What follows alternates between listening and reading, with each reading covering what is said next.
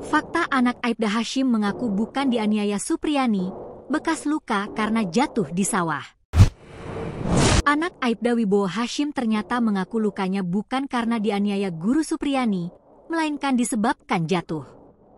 Pengakuan itu ternyata pernah disampaikan sebelum kasus guru Supriyani masuk ke persidangan. Namun Aibda Wibowo Hashim diduga ngotot membuktikan bahwa guru Supriyani. Pengakuan anak Aibda Wibowo Hashim itu oleh Lilis, wali kelas sang anak di kelas 1 ASDN Baito, seusai menjalani pemeriksaan di Propam Polda Sulawesi Tenggara.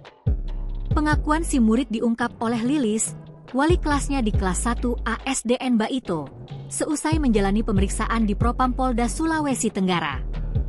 Kepada tribunnews.sultra.com, ia yakin Supriyani tak melakukan pemukulan seperti yang dituduhkan. Pasalnya, dari pagi hingga pulang sekolah, ia berada di kelas untuk mengajar. Sampai anak-anak pulang jam 10 tidak ada kejadian itu, Ibu Supriyani juga mengajar di kelas 1B, katanya. 2 hari setelah kejadian, lanjut Lilis, ia baru menerima informasi adanya pemukulan. Saat itu, ia ditelepon oleh orang tua D. Orang tua D bilang anaknya dipukuli sama Ibu Supriyani. Terus saya tanya waktu pakai baju apa?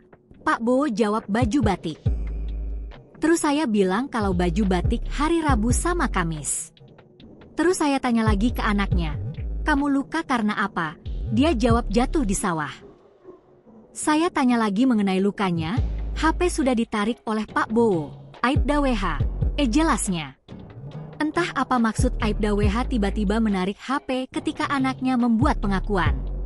Ada dugaan ia kesal karena pengakuan anaknya tak seperti tuduhan yang dialamatkan kepada guru Supriyani. Lepas daripada itu, keterangan yang sama juga Lilis sampaikan saat dimintai keterangan penyidik di Polsek Baito.